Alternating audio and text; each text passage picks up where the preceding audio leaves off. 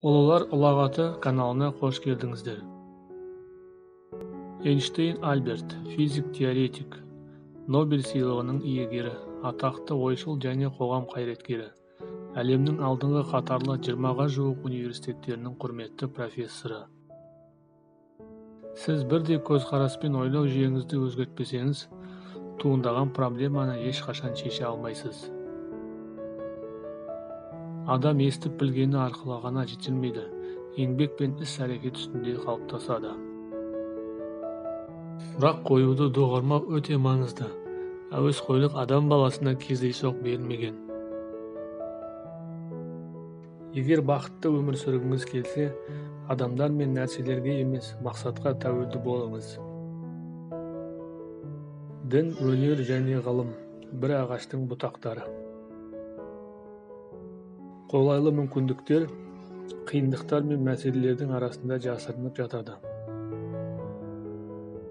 Дүниеде екі нәрсе шексіз, бірі ғалам, екіншісі адамның ақымақтығы. Бірақ біріншісіне күмәнім бар. Фантазия білімнен маңыздырақ, өйткені білімнің шегі бар. 6 жасар балаға бір нәрсе түсіндіре алмай жатсаңыз, демек ол нәрсені өзіңіз де түсінбегеніңіз. Ақиқат тәжірибе сынынан өте алатын нәрсе.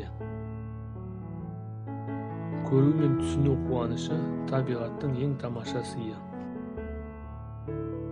Ақшаға сатып алуға болатын дүниелер өмірдің кереметтері емес. Мен ешқашан болашақ туралы ойламаймын. Ол өте тез келеді.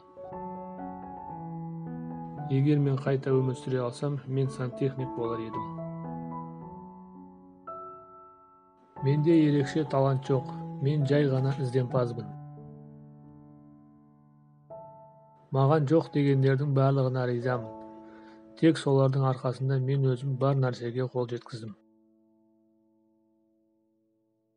Өмір велосипед тепкенмен бірдей.